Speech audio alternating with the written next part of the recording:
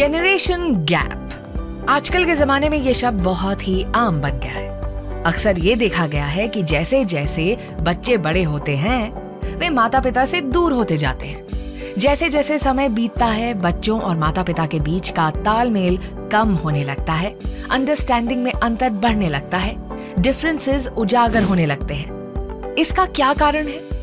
इस बढ़ते generation gap को कैसे कम किया जाए?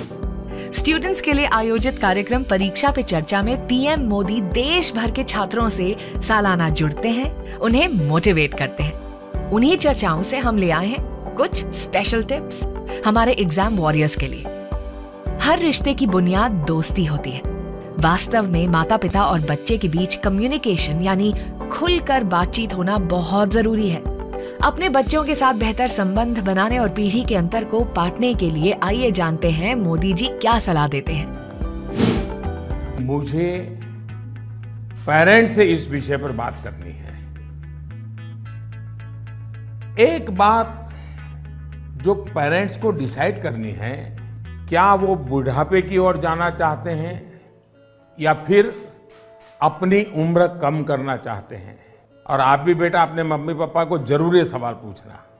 अगर पेरेंट्स बुढ़ापे की तरफ जाना चाहते हैं तो बेशक अपने बच्चों के साथ डिस्टेंस बना ले, गैप बढ़ाते रहें। अगर आपको नवजीवन की ओर आगे बढ़ना है, अपनी उम्र घटानी है, युवा बने रहना है, तो आप अपने बच्चों के साथ गैप कम कीजिए, क्लोजनेस बढ़ाइए। ये आपके फायदे वाला है।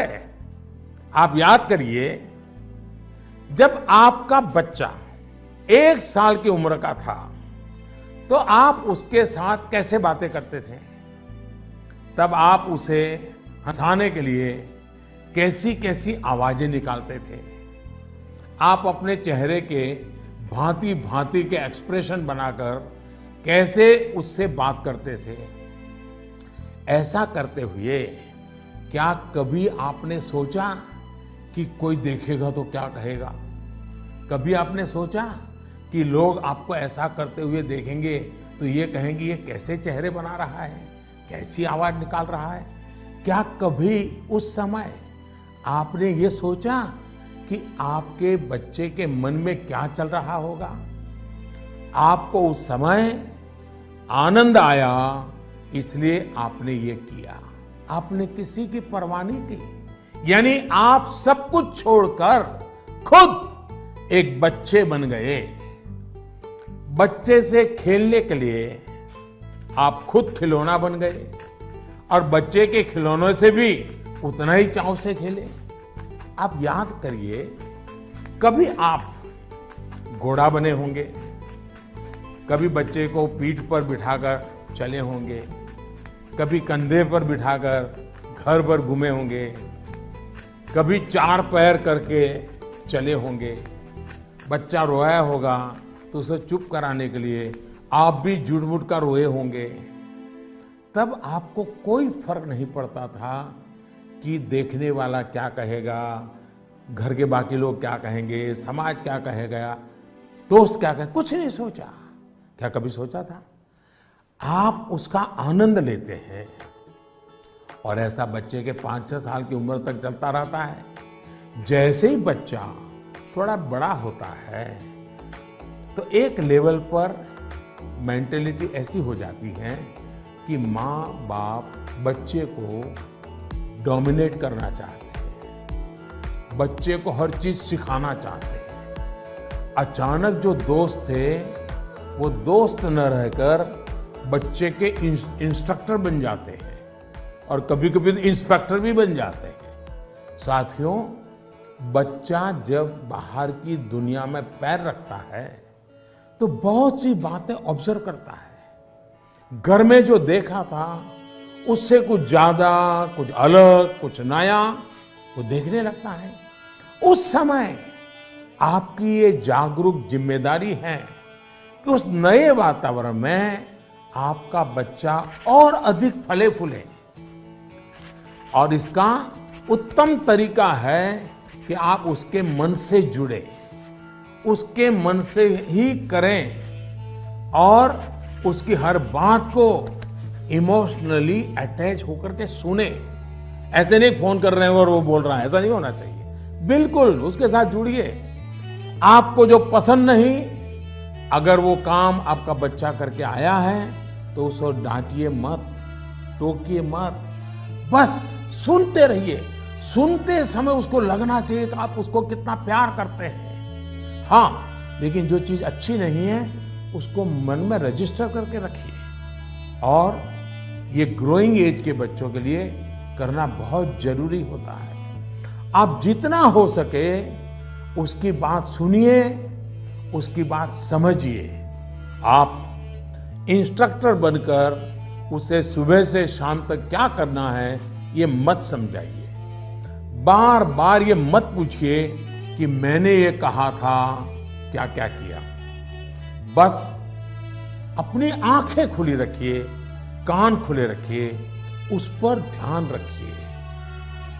उसमें सुधार से जुड़ी जो बातें आपने रजिस्टर की हैं, जो आपको ठीक नहीं लगा, उसे ठीक करने के लिए बहुत विचार करके एक एनवायरनमेंट क्रिएट करिए ताकि उसे खुद ही लगे कि वो कहाँ गलत कर रहा है।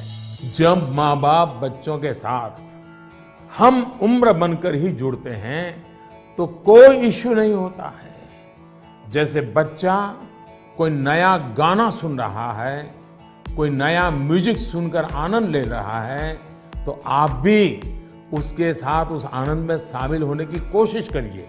आप उसको मत कहो कि 30 साल पहले हमारे जमाने में तो वो गाना था, हम वो बजाएंगे। नहीं, ऐसा मत करो। वो जो गाना उसको पसंद है आप उससे जुड़िए, आनंद लीजिए ना। ये समझने की कोशिश तो करिए कि आखिर ऐसा क्या है उस गाने में कि आपका बच्चा उसे पसंद कर रहा है। लेकिन होता क्या है कि हम देखते हैं ठीक इसी समय कुछ माता पिता ये कहने लगते हैं कि ये क्या बेकार का गाना सुन रहे हो, असली म्यूजिक तो हमारे समय में होता था।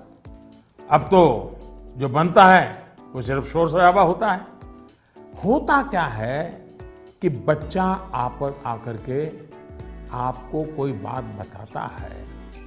वो बताता है कि आज स्कूल में हमने ये किया, तो कहीं आप अपनी ही कहानी लेकर तो नहीं बैठ जाते हैं कि अरे ये तो ऐसे ही, क्या है, क्या नई चीज है, ये तो वैसा ही है। अपने बच्चे के साथ उसकी जनरेशन की बातों में उतनी ही दिलचस्पी दिखाइएगा। आप उसके आनंद में शामिल होंगे तो आप देखिएगा जनरेशन गैप कैसे खत्म हो जाती है। और शायद जो बात आप कहना चाह रहे हैं वो उसके समझ में भी आ जाए। और इसलिए जनरेशन गैप को कम करने के लिए बच्चों और बड़ों को एक दूसरे को समझना होगा, खुले मन से गपशप करनी होगी, खुलकर बातें करनी होगी, समझना होगा, सुनना होगा और फिर आपको बदलने की तैयारी भी रखनी होगी। तो याद रखिएगा मोदी जी की बात, अगर जनरेशन गैप खत्म करना है तो अपने बच्चों के साथ हम उम्र बनकर उनसे जुड़ना है। अपने बच्चों के साथ वैसे ही व्यवहार करें जैसे आप उनके साथ बचपन में किया करते थे। पेरेंट्स से पहले उनके दोस्त बने और उन चीजों से भी अपडेट रहने की कोशिश करें जो उनकी रुचि को बढ़ाती है। उनके साथ बातचीत के लिए लाइनें खुली रखें। जनरेशन गैप को नहीं बल्कि अपने बच्चे के साथ अपने रिश्ते की गहराइयों को बढ़ने दें।